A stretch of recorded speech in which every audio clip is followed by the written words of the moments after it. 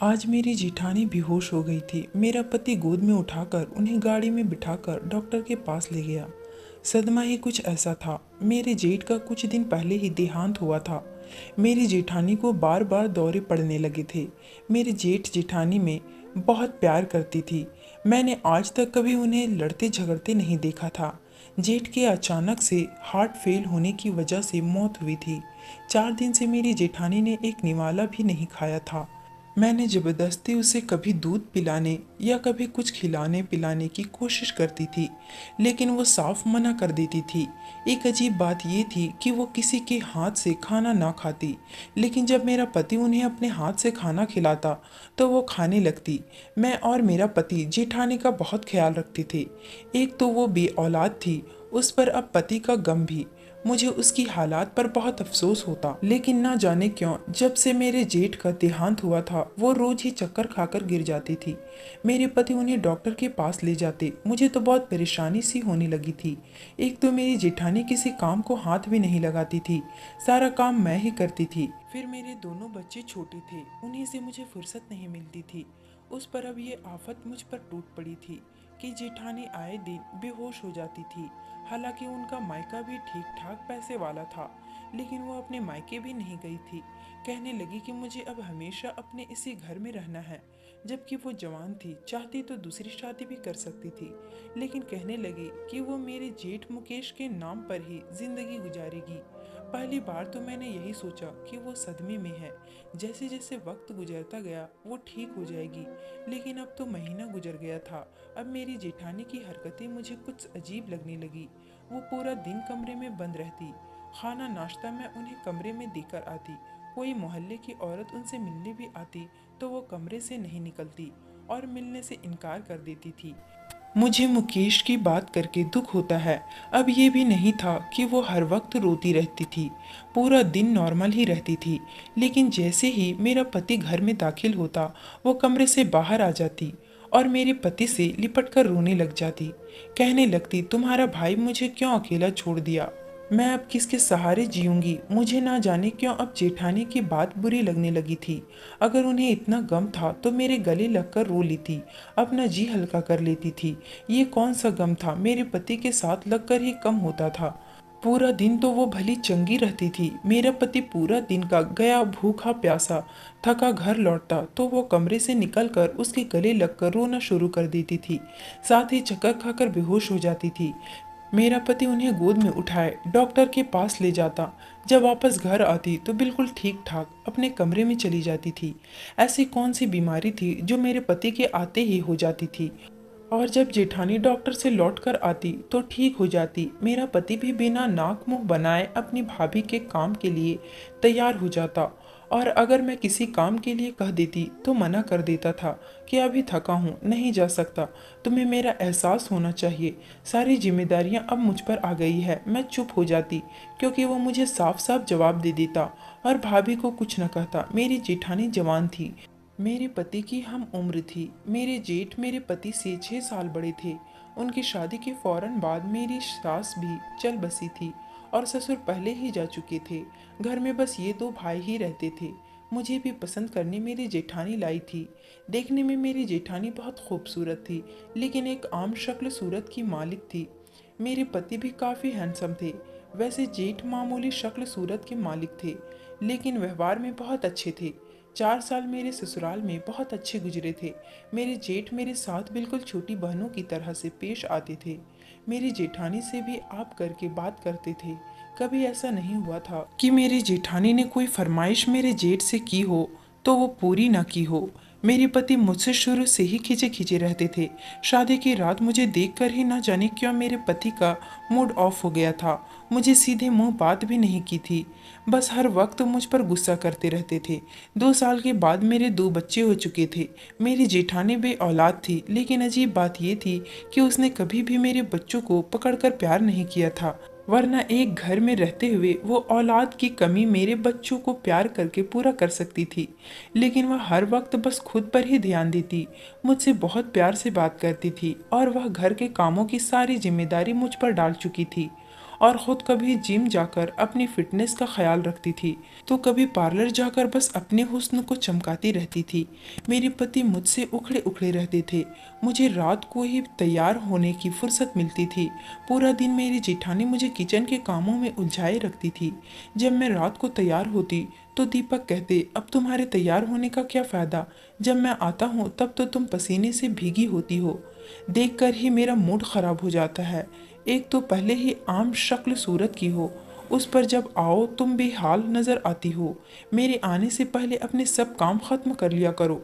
भाभी को देखो, भाई के आने से पहले कैसे खुशबू भरी होती है। उन्हें देखकर ही दिल बाग बाग हो जाता है। मुझे दीपक की बातों से तकलीफ़ तो बहुत होती थी, लेकिन मेरा मसला ये था कि मैं खामोश दबी सी लड़की थी। मुझे ज़्यादा चालाकियाँ नहीं आती थी। मुझे शादी की पहली रात दीपक ने यही कहा था कि मैं उनकी भाभी की कोई बात न टालूं, कभी उनके साथ बहस ना करूं। मैंने कभी अपनी जेठानी के साथ किसी भी मामले में बहस नहीं की थी। मेरी रंगत साफ सुथरी थी, लेकिन घर की जिम्मेदारियों में लगकर मुझ पर इतनी फुर्सत नहीं मिलती थी कि मैं अपने पति के घर आने से पहले तैयार होकर बैठ जाऊं। बल्कि अक्सर ये होता कि जब भी मेरे पति के आने का वक्त होता, मैं किचन का काम निपटाकर कमरे में जाने लगती तो मेरी जेठानी तैयार होकर अपने कमरे से निकलती और मुझसे कहती कि सीमा, तुमने सलाद तो बनाया ही नहीं। तुम्हें पता है ना कि दीपक को सलाद कितना पसंद है। चलो पहले सलाद बना लो। कैसे बीवी हो तुम, अपने पति की पसंद नापसंद का भी तुम्हें पता नहीं है। मुझे देखो, मुकेश के साथ साथ दीपक की पसंद नापसंद का भी मुझे अच्छी तरह पता है। मैं सलाद बनाने लगती। जैसे ही दीपक घर लौटते, मेरी भाभी फौरन से घर का दरवाज़ा खोलकर मुस्कुरा देती। दीपक भी मुस्कुरा कर जवाब देते, ये भी कहते कि भाभी आज तो आप बहुत अच्छी लग रही हैं। थोड़ा बहुत मेकअप करने की तमीज़ सीमा को भी सिखा दें। जब भी मैं घर आता हूँ तो किचन में ही नज़र आती है। थोड़ा सा भी इससे करीब होकर बात करो तो अदरक लहसुन और पसीने की बू से मेरा जी मचलने लगता है। दीपक की बात सुनकर मेरी जेठानी खिलखिलाकर हंसने लगती। कहती, भाई तुम्हारी बीवी सुस्त बहुत है, पूरा दिन घर के काम भी उससे ख़त्म नहीं होते। मैं तुम्हारे भाई के आने से पहले सब काम निपटाकर देखो कैसे फ्रेश हो जाती हूँ। लेकिन मुझे यह बात समझ नहीं आती थी कि ये रंग रूप को वो सिर्फ दीपक को ही दिखाती थी। जब मेरे जेठ अपने काम से थके आते तो तब भी वो आंगन में दीपक के साथ बातों में मशरूफ़ रहती। बाहर की डोरबेल बजती तो मुझसे कहते कि सीमा, दरवाज़ा खोलो, तुम्हारे भाई आए होंगे। मैं किचन से सलाद बनाने के बाद रोटियां पकाकर बाहर निकलती, दरवाज़ा खोलती, अपने जेठ को नमस्कार करके अपने कमरे में चली जाती। जब नहा धोकर जल्दी जल्दी नीचे आती तो भाभी टेबल पर खाना लगा चुकी होती। बल्कि कई बार तो ये होता कि दीपक और भाभी खाना खा चुके होते। मेरे जेठ भी थके हुए आते थे। जब वो फ्रेश होकर बाहर आते तो उनका खाना भी ढका हुआ रखा होता था।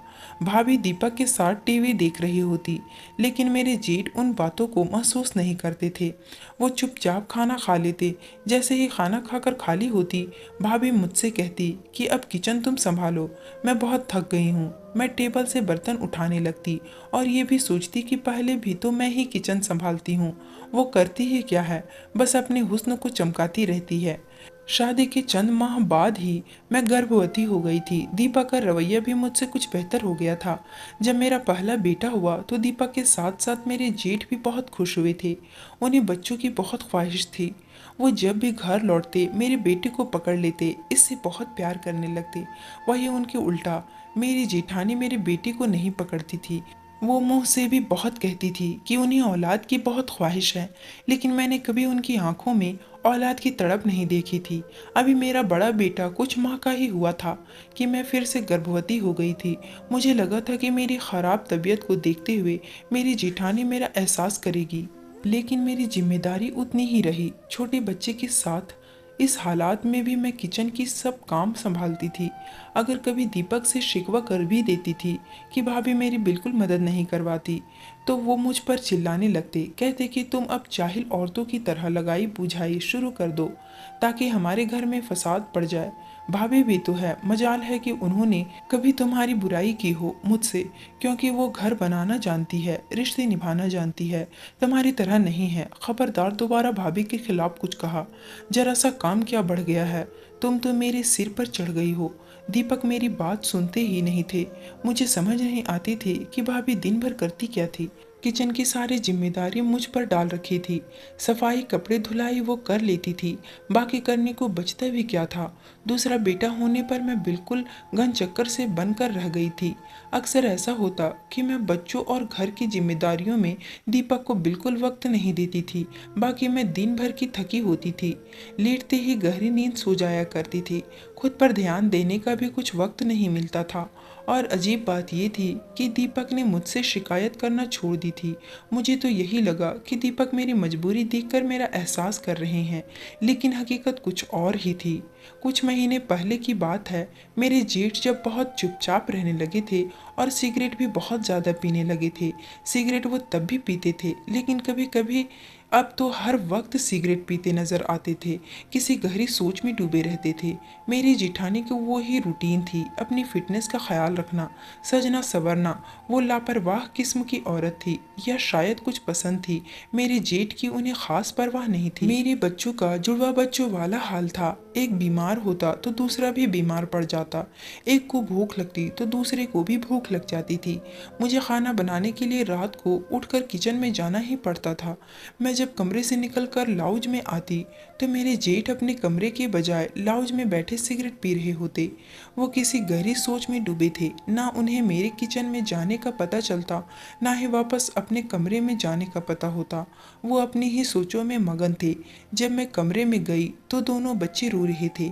दीपक उनकी वजह से उठकर गुस्से में लग रहे थे। मैंने दोनों बच्चों को खाना खिलाया तो बच्चे चुप हो गए।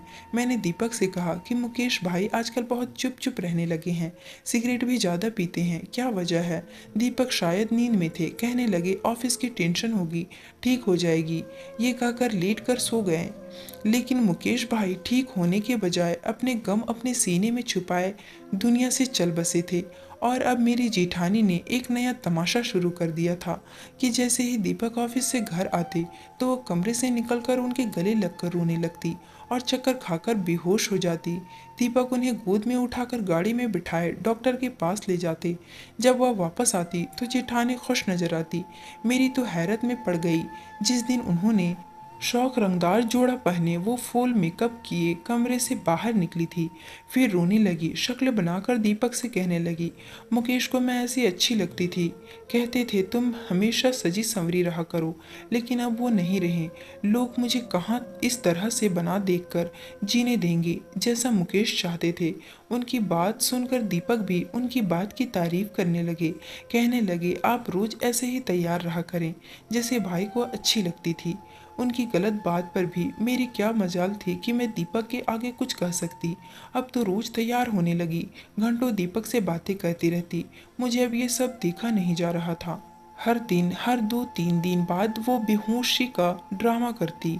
अब तो जब दीपक के साथ वापस आती तो हाथ में शॉपिंग बैग भी होते और दीपक मुझसे कहते कि भाभी का दिल बहलाने के लिए मैंने उन्हें शॉपिंग करवा दी है, ताकि उन्हें ये लगे कि मुकेश भाई नहीं है तो उन्हें कोई पूछने वाला नहीं है। एक बार तो जो कुछ मेरी नज़रों ने देखा मेरे होश उड़ने के लिए काफ़ी था। रात को मैं बच्चों के रोने की आवाज़ सुनकर बैठी। बराबर में देखा तो बिस्तर खाली था, दीपक गायब थे। जब मैं दूध बनाने के लिए कमरे में से बाहर निकली तो मुझे अपने जेठानी की हंसने की आवाज़ें आ रही थी। मैं धीरे धीरे कदम उठाते हुए उनके कमरे तक पहुंची। दरवाज़ा बंद था, लेकिन खिड़की का पट खुला था। जो कुछ मेरी आंखों ने देखा मेरे पैरों तले से ज़मीन निकल गई। मैं वापस अपने कमरे में आकर रोने लगी। मैंने बच्चे को दूध दिया और सुला दिया। कुछ देर के बाद ही दीपक मुस्कुराते हुए कमरे में दाखिल हुए। मुझे देखकर कहने लगे, तुम अभी तक जाग रही हो? पूछा, आप कहाँ थे? तो कहने लगे, भाभी भाई के बाद बहुत उदास हो गई थी। मैं पानी पीने कमरे से बाहर निकला तो मुझे उनके कमरे से रोने की आवाज़ें आ रही थी, इसलिए मैं उनके पास चला गया था। उन्हें तसल्ली दी थी। मैं थोड़ी मुस्कुराई और कहा, आपके यहाँ भाभी को सीने से लगाकर तसल्ली दी जाती है। मेरी बात सुनकर वो मुझे घूरने लगे। कहने लगे, तुम छुप छुप कर मुझे देखती हो, क्या समझती हो तुम मुझे? वो मेरी भाभी है, मेरी भाई की बीवी है। मैं उनके छोटे भाई समझकर तसल्ली दे रहा था। लेकिन अगर तुम मुझ पर यूं ही शक करती रही तो हाँ, तब मैं ज़रूर उनसे शादी कर लूँगा। ये बात सुनकर तो मेरे होश गुम हो गए। मेरा मायका कोई पैसे वाला तो था नहीं। फिर मेरी और भी छोटी बहनें थी जो शादी के लायक थी और अच्छे रिश्ते के इंतजार में बैठी थी। मैं अपने 2 बच्चों के साथ मायके जाकर नहीं बैठ सकती थी। मैंने एक चुप साध ली थी। मेरी जेठानी तो और भी बेशर्म हो गई थी। अब तो दीपक के साथ बाहर खाना खाने भी चली जाती थी। वो मुझ पर हुक्म भी चलाने लगी थी। लेकिन मैं भी कब तक सबका दामन थामे रखती। एक दिन मैं उन पर चिल्लाने लगी। मैंने कहा कि आपके अंदर शराफत नाम की चीज़ है भी कि नहीं? दीपक के साथ होते हुए आपको शर्म नहीं आती? वो पति मेरा है, लेकिन रात आप उसे रो धोकर अपने कमरे में बुला लेती हैं। उस दिन भी जब मैंने कमरे की खिड़की से देखा तो वो दीपक के सीने से लगी हंस रही थी। कह रही थी, तुम मुझे बिल्कुल मुकेश की तरह लगते हो। जब मेरे करीब जाते हो तो मुझे लगता है कि मुकेश मेरे पास है। प्लीज़ दीपक, मेरे पास से उठकर मत जाओ। और वो उसका सर सहला रहा था। कहने लगा, आप क्यों हर वक्त भाई को याद करती रहती हैं? इस तरह तो बीमार पड़ जाएंगी। मैं एक औरत होने के नाते कैसे सब बर्दाश्त कर सकती थी? वो दीपक की भाभी आंसू बहाकर हासिल कर लेती। वो मेरी बात सुनकर ठहाके लगाकर हंसने लगी। कहने लगी, जाकर पहले अपनी शक्ल आईने में देखो और फिर दीपक को देखो। तुम उसके साथ कहाँ जचती हो? तुम उसकी बीवी कम और नौकरानी ज़्यादा लगती हो। मुझे उनकी बात सुनकर अफसोस हुआ। मैंने कहा, तो फिर आपने मुझे अपने देवर के लिए क्यों पसंद किया? उनके लिए किसी खूबसूरत लड़की का इंतजार क्यों नहीं किया? इंसान देखने में जैसा भी हो, लेकिन नाइंसाफ़ी बर्दाश्त नहीं कर सकता। मुझसे ये बात बर्दाश्त नहीं हुई थी। वो इस बात पर भी हंसने लगी। कहने लगी कि मैंने जानबूझकर तुम्हें दीपक के लिए पसंद किया था। मैं जानती थी कि तुम और दीपक के हिसाब से अच्छी नहीं हो। असल में मुझे दीपक के लिए तुम जैसी आम शक्ल सूरत की लड़की चाहिए थी, ताकि वो तुम्हारी बजाय मुझे देखने पर दिलचस्पी रखे, मेरी तारीफ करे, क्योंकि मेरे साथ भी ऐसा ही हुआ था। मैं बेमिसाल हुस्न की मालिक थी, लेकिन मेरे घर वालों ने मुकेश की सिर्फ शराफत देखकर एक मामूली शक्ल सूरत वाले शख्स से मेरी शादी करवा दी थी। मैं जब विदा होकर इस घर में आई तो पहली बार मैंने दीपक को देखा था। वो अपने भाई से बिल्कुल अलग था। पहले नज़र में दीपक पर अपना दिल हार बैठी थी। मुकेश के कमरे में दुल्हन बनी बैठी थी, लेकिन मेरे जहन में बस एक ही शख्स था और वो था दीपक। मुकेश मेरे हुस्न की तारीफ बहुत करते थे, लेकिन मुझे कभी उनकी ज़बान से अपनी तारीफ अच्छी नहीं लगती थी। मैं तो रोज़ दीपक के लिए सस्ती सवरती थी। वो मुझे भाभी समझता था, इज्जत भी करता था, लेकिन एक ही तकलीफ़ होती थी मुझे दीपक से, कि वो मुझसे दूर दूर रहता था। मुझे देखता नहीं था, शायद इसलिए कि उसकी भाई की बीवी थी। लेकिन दीपक की ये आदत मेरी जान जलाकर रख देती थी। मेरी सास बीमार रहती थी, उसे मेरी खिदमत की ज़रूरत थी, लेकिन मुझे न पति की परवाह थी न बीमार सास की। मैं हुस्न की मलिका हूँ, मुझे हसीन मर्द चाहिए था और दीपक मुझे बहुत पसंद था। मुकेश को बच्चे अच्छे लगते थे, लेकिन मुझे अपनी फिटनेस प्यारी थी। मैं कोई बांझ नहीं हूँ, ना ही मुकेश में कोई ऐसा कमी थी। मैंने खुद ही बच्चों का झंझट नहीं पाला, क्योंकि मैं मुकेश से दूर रहने के और दीपक से करीब होने के बहाने ढूंढती थी। अपनी सास के देहांत के बाद मैं दीपक से बातें करने लगी, उसके साथ वक्त गुजारने लगी। मुकेश को यही लगता था कि मैं दीपक का ख्याल रख रही हूँ, ताकि उसे माँ की कमी महसूस ना हो। जब भी दीपक ऑफिस से वापस आता, मैं तैयार होकर उसके सामने आती। फिर मैं दीपक से खुद पूछती कि मैं कैसी लग रही हूँ, क्योंकि मैं चाहती थी कि वो मुझे देखे। वो मुझे देखकर मेरी तारीफ कर देता तो मैं हवा में उड़ती फिरती थी। अगर दीपक की बीवी मुझसे ज़्यादा हसीन होती तो वो उसकी तरफ खो जाता और मुझसे बर्दाश्त नहीं होता। तुमसे शादी के बाद उसने मुझसे शिकवा किया था कि मैंने तुम्हें उसके लिए क्यों पसंद किया। कहने लगा कि भाभी कोई अपने जैसी लड़की ढूंढ लाती। यह सुनकर तो मेरा दिल ही झूम उठा। तुम्हें मैं हर वक्त इसलिए किचन में उलझाए रखती थी, ताकि तुम कभी भी दीपक के दिल में घर ना कर सको। वक्त यूं ही गुजर रहा था, लेकिन मुकेश को मुझ पर शक हो गया। उन्होंने मुझसे मुंह से तो कुछ नहीं कहा, लेकिन ये गम दिल को लगा लिया था। वो मेरी आंखों में दीपक की मोहब्बत को देख चुके थे। मैं उनसे दीपक के लिए मोहब्बत का इजहार भी कर चुकी थी। ये भी कह चुकी थी कि वो मुझे बिल्कुल पसंद नहीं है। मैं उनके साथ मजबूरन जिंदगी गुजार रही हूँ। उसके बाद से मुकेश कमरे के बजाय लाउंज में सोने लगे थे, चुप चुप रहने लगे थे। शायद इनसे ये बात बर्दाश्त नहीं हुई, इसलिए मेरी उनसे जल्द जान छूट गई। और अब दीपक की सारी हमदर्दियाँ मेरे साथ है। वो दिन दूर नहीं कि जब दीपक मुझसे शादी करके तुम्हें धक्के देकर घर से बाहर निकालेगा। मैं हैरत से फटी फटी आंखों से अपनी जेठानी के गंदे इरादे सुन रही थी। जब बाहर का दरवाज़ा खुला, देखा दीपक बड़े गुस्से से अंदर दाखिल हुए और एक जोरदार तमाचा मेरी जेठानी के मुंह पर मारकर कहने लगे कि मैं आपको अपनी बड़ी बहन समझता था और आप ऐसी घटिया सोच रखती हैं। मेरे बाप जैसे भाई को आपने मौत की घाट उतार दिया। अभी अभी यहाँ से दफ़ा हो जाएं, वरना मैं आपको जान से मार डालूंगा। जिस गुस्सैल अंदाज से दीपक बोल रहे थे, लगता था कि अपनी भाभी की सारी बातें सुन चुके थे। मैं दिल में अपने भगवान से प्रार्थना कर रही थी, क्योंकि मेरी बात पर तो शायद कभी भी भरोसा न करते। मेरी जेठानी की सच्चाई दीपक के सामने खुल चुकी थी, इसलिए वो वहाँ से चली गई। दीपक मुझसे नज़रें झुकाकर कहने लगी कि मुझे माफ़ कर दो, मैंने तुम्हारे साथ अच्छा नहीं किया। रिश्तों की खूबसूरती इसी में है। जो भी रिश्ता हमारे भगवान ने दूसरों के साथ बनाया है, उसे उसी नज़र से देखा और गुजारा जाए। धन्यवाद दोस्तों।